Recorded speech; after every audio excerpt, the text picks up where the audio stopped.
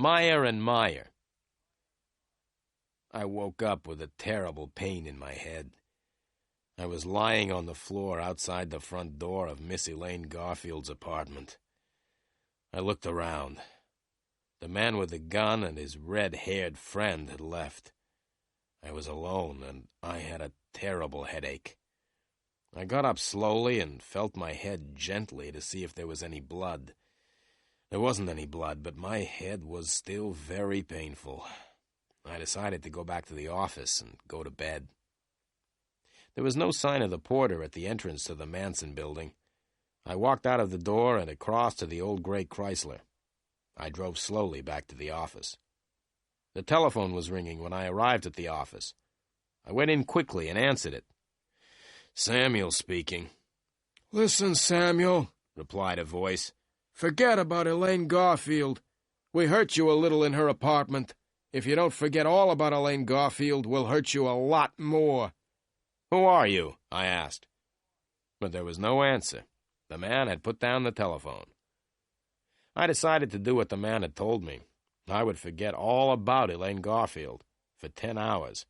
After a good night's sleep, I would look for Elaine Garfield. I would also try to find the man with the gun and his friend Joe.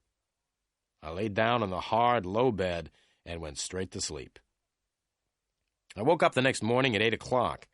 I felt my head carefully, but it did not hurt so much now. I left the office and went across the street to the cafe where I usually had breakfast. I drank a glass of orange juice, ate some fresh toast, and drank several cups of coffee. I read the morning newspapers. There was a lot of news, but nothing about Miss Elaine Garfield. I looked at my watch, left the cafe, and walked over to the Chrysler. By 9 o'clock, I was outside the Title Insurance Building. At 3 minutes past 9, I was standing outside the door of Meyer and Meyer, attorneys.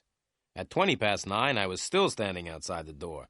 Nobody had arrived yet to work. At 9:30, the first secretary arrived, and at 18 minutes to 10, I was sitting in Mr. Meyer's office.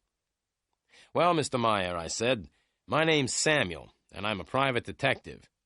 "I'm pleased to meet you," Mr. Meyer said politely. He was about 55 years old, with a gray suit, gray hair, and a gray face. "Does Miss Elaine Garfield work here?" I asked. "Yes, she does," Mr. Meyer said, "but she hasn't been to work since Monday. Why do you want to see Elaine?" "Her sister has asked me to help find her," I replied. "Can you think of anything Elaine said or did which could explain her disappearance?" Mr. Myers scratched his head. "No," he said, "I'm afraid I can't help you." "Who did Elaine work with?" I asked. Mr. Meyer looked at me. "Why do you say, 'Who did Elaine work with,' and not, 'Who does Elaine work with?' Elaine's not dead, is she?" he asked. I looked straight back at Mr. Meyer. "I don't know if Elaine is dead or not," I said. "Would you be very sad if she was dead?" "Yes, of course I would be sad," Mr. Meyer replied angrily. "Are you trying to suggest that I know where Elaine is?" I smiled. "Now, don't get excited, Mr. Meyer," I said. "Can you tell me the name of anyone who works with Elaine? Anyone who shares a desk with her or works in the same room?" "Yes," Mr. Meyer said. "That's easy. Elaine shares a room with Susie Graham." I got up. "Thank you very much, Mr. Meyer," I said. "Where is Susie Graham's office, please?" "It's along the corridor," said Mr. Meyer. "The third door on the left." I thanked Mr. Meyer again and walked to the door. "Oh, Mr. Samuel," Mr. Meyer said, "I'm sorry that I got angry, but you understand that I don't want—" "Yes, I understand," I interrupted. "You don't want dirty private detectives in your nice, clean office." I walked out of Mr. Meyer's office and banged the door behind me. I walked slowly down the corridor and knocked on the third door on the left. "Come in," said a voice. So I went into the room. "Are you Susie Graham?" I asked. "Yes," said the girl sitting at the desk. "I'm Susie." I smiled at her. Susie was the kind of girl everyone smiled at. She was small and slim and had a pair of beautiful brown eyes. "What can I do to help you?" Susie asked. I smiled again. "I'd like to ask you some questions, Miss Graham."